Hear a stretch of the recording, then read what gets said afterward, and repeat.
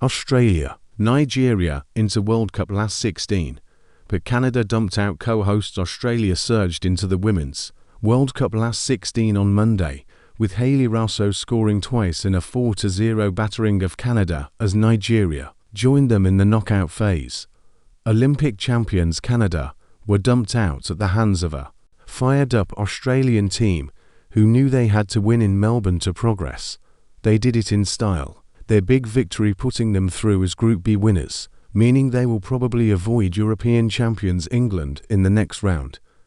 That is likely to fall on Nigeria, who were held 0-0 by already eliminated Ireland in Brisbane and finished second. Tony Gustafson's Australian team came into the clash with Canada under huge pressure following a stunning 3-2 loss to Nigeria that left their tournament hopes on a knife edge, but rather than wilt, the Matildas thrived to the delight of a raucous 27,706 fans who were kicking every ball.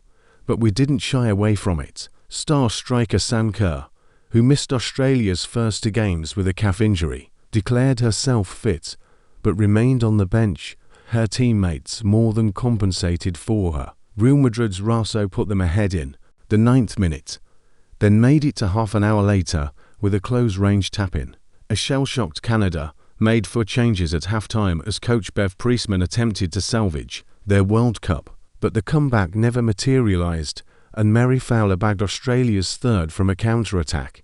Before Steph Catley sealed victory with an injury-time penalty, Japan sent a World Cup warning with a clinical 4-0 thrashing of Spain. The 2011 champions were 3-0 up by half-time in Wellington as they romped to a victory that allowed them to finish top of Group C and set up a last 16 tie against Norway.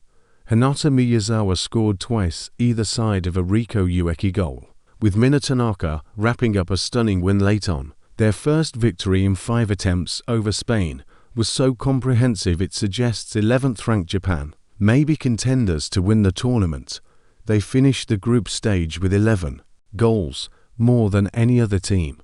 While they are yet to concede, Miyazawa, who was substituted at halftime, is also now the tournament's leading scorer with 4 goals. I never imagined it. All of the goals are because of the other players giving me the right passes, so it's everybody's goal, not just me, she said.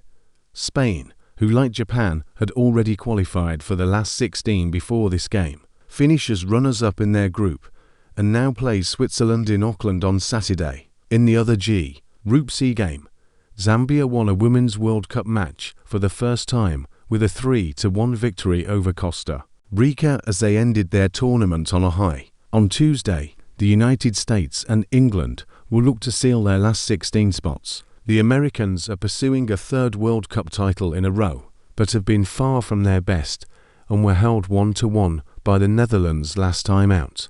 The USA may need a big win to finish on top of Group E ahead of the Netherlands, but a shock defeat would almost certainly end their tournament. The most important thing, obviously, is getting in the knockout stage first and foremost, and that is our main focus right now, said their coach, Vlatko Andonovski. We don't want to look 2, 3 or 4 steps forward. If we start thinking too far ahead, our chance may never come. The Dutch face already eliminated Vietnam, the other match in the group. Also on Tuesday, England only need a draw against China to be sure of going through, but will be without key midfielder Kira Walsh due to a knee injury. Denmark, who are in pole position to get out of Group D with England, face Haiti. If England top the group, they will face Nigeria, while the team that comes second in Group D meets Australia.